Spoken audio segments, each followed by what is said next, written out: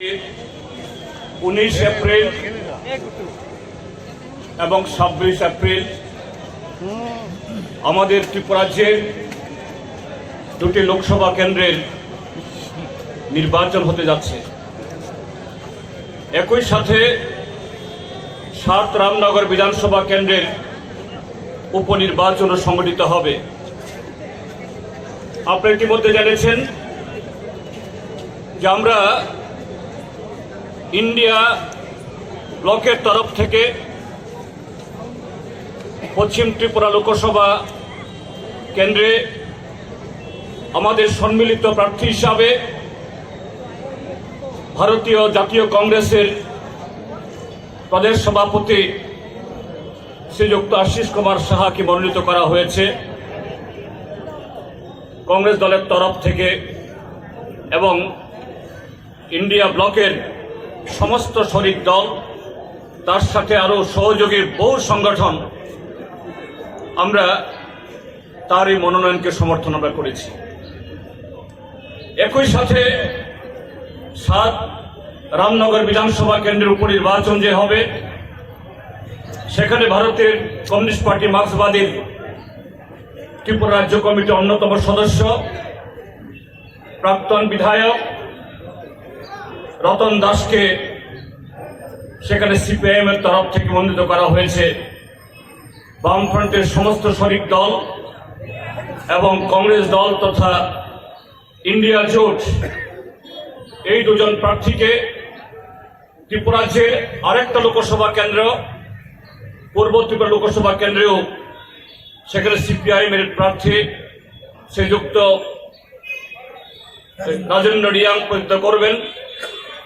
আমরা এই 3 জন প্রার্থীকে বিপুল ভোটে জয়ী করার জন্য ত্রিপুরা রাজ্যের সমস্ত নির্বাচক মন্ডলীর কাছে আমরা আহ্বান রাখছি। এবারে নির্বাচন ভারতবর্ষে বিগত 17টি যে লোকসভা নির্বাচন হয়েছে, তার সাথে বর্তমান দেশের রাজনৈতিক, সামাজিক, অর্থনৈতিক এবং সমস্ত প্রেক্ষিতে স্বাধীনতার 75 বছর বাদে এক নতুন দায়িত্ব এই দেশের জনগণের সামনে তুলে ধরেছে।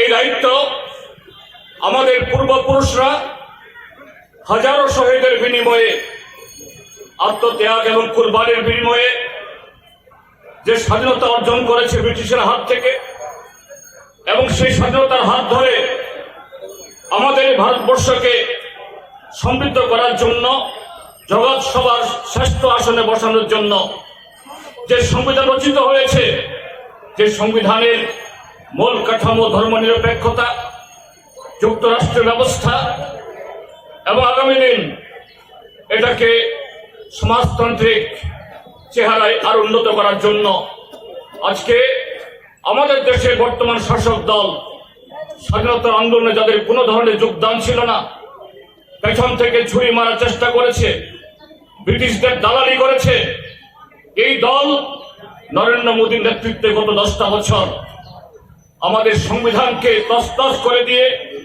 ধর্মনিরপেক্ষ কাঠামো এবং যুক্তরাষ্ট্র ব্যবস্থাকে সম্পূর্ণ নস্যাৎ করে দিয়ে কিভাবে তাদের সেই তথাকথিত হিন্দু রাষ্ট্র তথা যে অরাজকতার একটা ব্যবস্থা তৈরি করার জন্য আজকে মরিয়া উঠেছে। আপনি লক্ষ্য করেছেন এই বিগত 1-1.5 মাসের মধ্যে দুজন নির্বাচিত মুখ্যমন্ত্রী, জনপ্রিয় মুখ্যমন্ত্রী, ঝাড়খণ্ডের মুখ্যমন্ত্রী হেমন্ত সোরেন, তাকে নানা মিথ্যা মামলায় জড়িয়ে পদত্যাগ করার জন্য বাধ্য করিয়ে জেলে ঢুকিয়েছেন।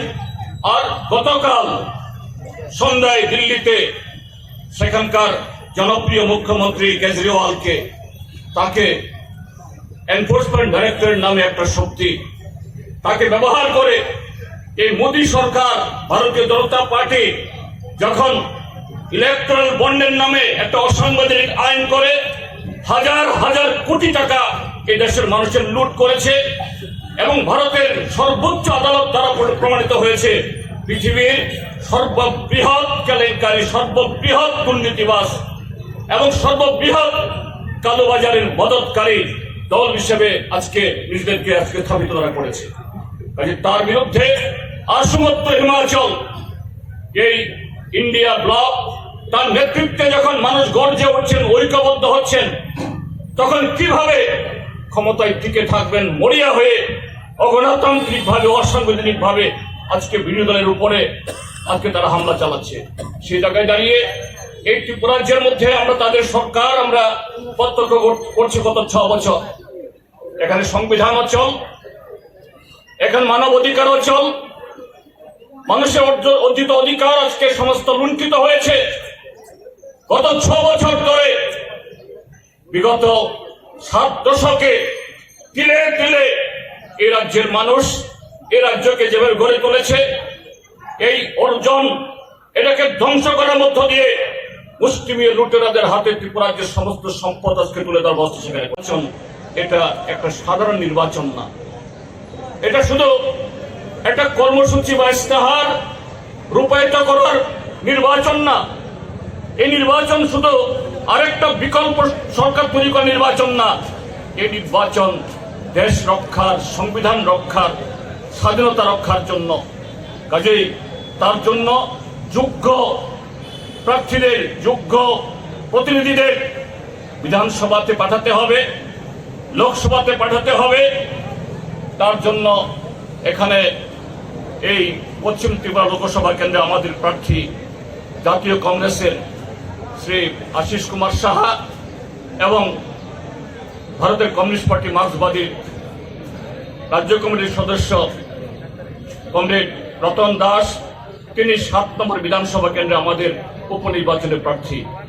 আমরা তার প্রতি সমর্থন জানানোর জন্য আজকে অসংখ্য নারী, পুরুষ, যুবা বন্ধুরা যেভাবে এই কাঠফাটা রূপ এটাকে সহ্য করে এই মিছিলে শান্তিপূর্ণভাবে হেঁটেছেন এবং সেই দুর্গাচুমনি থেকে এই পর্যন্ত আসার পথে হাজার হাজার মানুষের অভিনন্দন তারা পেয়েছেন। আমরা আশা করব আগামী 1 মাস ত্রিপুরা রাজ্যের শাসক দল ইতিমধ্যেই তাদের অবপ্রার্থী বা তাদের ঘোষিত প্রার্থী এই ত্রিপুরা রাজ্যের জনগণকে হুমকি দিচ্ছে, বিরোধী দলের কর্মীদেরকে জবরদস্তি করে যোগদান সভাতে অংশগ্রহণ করার জন্য বাধ্য করছে। প্রশাসন যন্ত্রকে গত 6 বছর যেরকম ভাবে অপব্যবহার করেছে, তা শুরু হয়েছে, আরো উস্কানি হবে। কিন্তু সেই জায়গায় ত্রিপুরা রাজ্যের সমস্ত গণতান্ত্রিক মানুষ যদি ঐক্যবদ্ধ হয়ে উঠে দাঁড়ায়, 2টি কেন্দ্রে এখানে আজকে ভারতীয় জনতা পার্টি, তারা শুধু ভারতীয় জনতা পার্টি না, এই রাজ্যের মধ্যে যারা বিভাজনকারী, যারা রাজ্যকে ভাগ করতে চায়, এ রাজ্যের আমাদের যে বহু শরণার্থী কাল থেকে যে সম্প্রীতি বাতাবরণ তাকে ধ্বংস করতে চায়, সেই শক্তির হাত ধরে এখানে তারা 2টি কেন্দ্রে প্রার্থী দিয়েছেন। তাদের সমূলে উৎপাদিত করে গণতন্ত্রের পতাকাকে উদ্দিন করার জন্য আমরা আপনাদের সকলকে আহ্বান জানাচ্ছি এবং আপনারা আগামী দিন 1 মাস ব্যাপী রাস্তায় নেমে ঘরে ঘরে প্রতিটি ভোটারদের কাছে গিয়ে ইন্ডিয়া ব্লক তথা জাতীয় কংগ্রেস এবং ভারতের কমিউনিস্ট পার্টি মার্ক্সবাদী যে আহ্বান, এই নির্বাচনের যে গুরুত্বপূর্ণ আহ্বান, এটাকে সাকার করার জন্য সকলেই পথে নামবেন, সেই প্রতিজ্ঞা নেবেন। এই আবেদন জানিয়ে আমি আবারও আপনাদের সকলকে নমস্কার, অভিনন্দন, শুভেচ্ছা, আদাব।